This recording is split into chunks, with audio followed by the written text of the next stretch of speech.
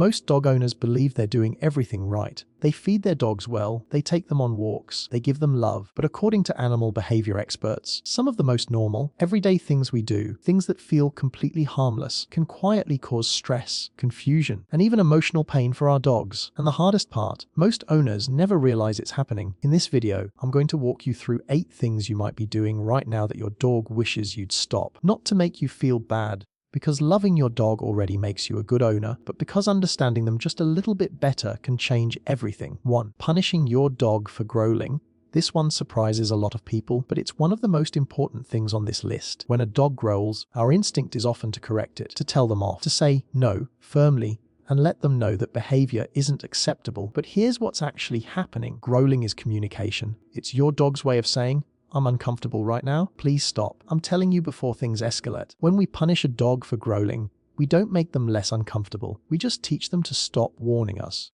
And a dog that stops warning is a dog that may one day bite, without any signal at all. Not because they're dangerous, but because we took away the only tool they had to ask for help. Your dog isn't being aggressive. They're trying to start a conversation. Instead, next time your dog growls, pause and ask yourself, what is making them uncomfortable right now? Remove the trigger when possible, and consider working with a trainer to address the root cause. 2.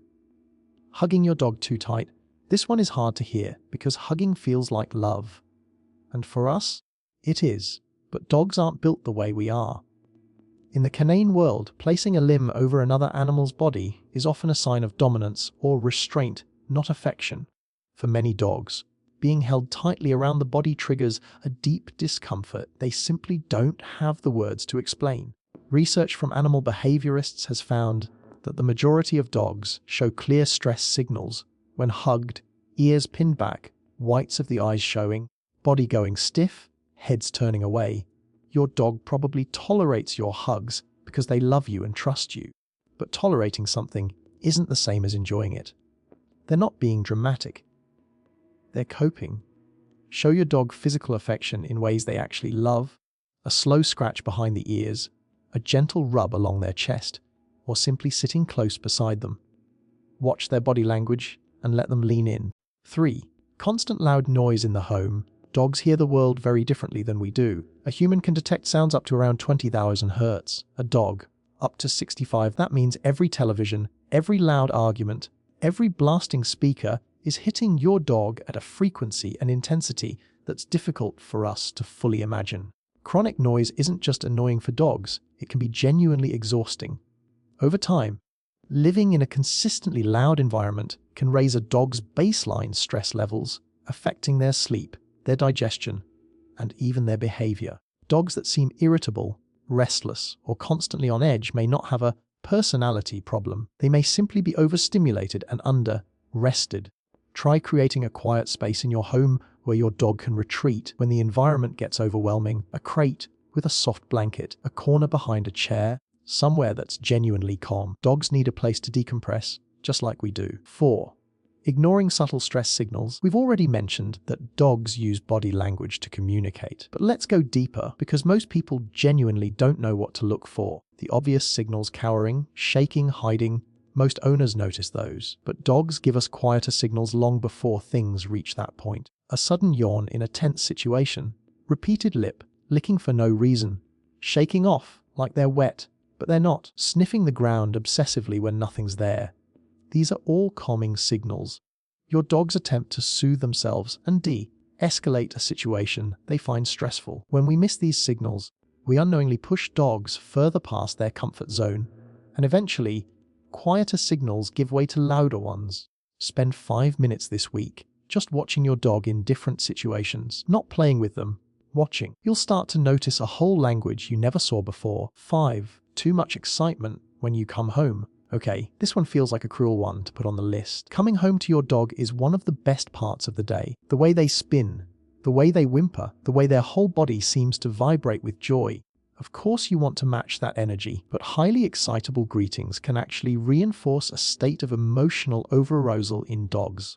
For dogs that already struggle with anxiety, especially separation anxiety, the dramatic departure and return cycle can actually heighten their distress when you're gone. It can also teach your dog that your arrival is a peak emotional event, which makes your absence feel even more extreme by comparison. That doesn't mean you can't show your dog you love them. It just means the gentler the greeting, the more settled your dog will feel overall.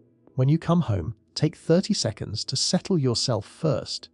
Greet your dog calmly and warmly, a soft voice, a gentle pet. Let the excitement wind down naturally rather than amplifying it. 6. Inconsistent rules and routines. Dogs are creatures of pattern. Their nervous systems are literally designed to find safety in predictability.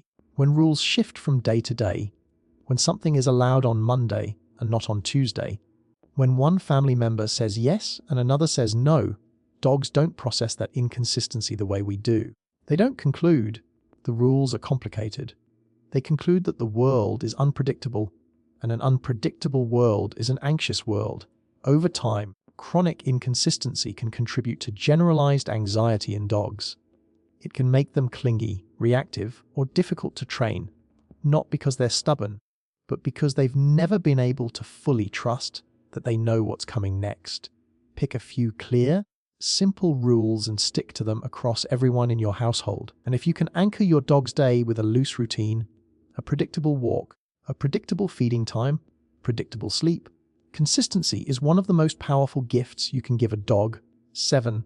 Constant leash tension. Most people think leash pulling is a training problem. And it is, but not always the dog's problem. When we hold a leash tightly, constantly shortening it, keeping our dog right at heel through every moment of the walk, we're unknowingly communicating tension through the leash itself. Dogs feel that physical feedback. A tight leash often means a stressed dog, and a stressed dog pulls more, creating a cycle that neither of you intended. Beyond that, walks are one of the most mentally enriching parts of a dog's day. The sniffing, the exploring, the stopping to investigate a lamppost for 30 seconds. That's not your dog being slow or difficult. That's their brain processing the world. It's genuinely mentally tiring in the best possible way. When we rush them, redirect them constantly, or keep them tightly controlled the entire walk, we're turning what should be mental enrichment into just another source of frustration. Give your dog at least a portion of every walk where the leash is loose and they can sniff freely. Let them choose the pace sometimes. A 15-minute sniff walk does more for your dog's mental health than a 40-minute march on a tight lead. 8.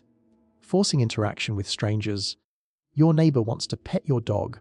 A child on the street reaches their hand out. A friend comes over and immediately crouches down to say hello, and your dog backs away, looks uncertain, maybe ducks their head, but you encourage them anyway. It's okay. They're friendly. Maybe you hold your dog still so the interaction can happen. This is one of the most well-intentioned things on this list, and one of the most confusing for dogs. When a dog signals that they don't want to approach, and we override that signal, we teach them something quietly damaging, that their boundaries don't matter, that they have no agency over who touches them. That when they feel uncomfortable, no one will help. For a dog already prone to anxiety or fear, repeated forced interactions can deepen that anxiety significantly over time. It can make a nervous dog more reactive, not less, because they learn that gentler signals go ignored. Your dog isn't being rude. They're being honest, and honoring that honesty builds a kind of trust that no amount of training can replicate. Let your dog choose. If they're hesitant, tell the person kindly that your dog needs a moment. If they want to approach, let them do it on their own terms. An interaction your dog chose is worth 100 that were forced. So there they are,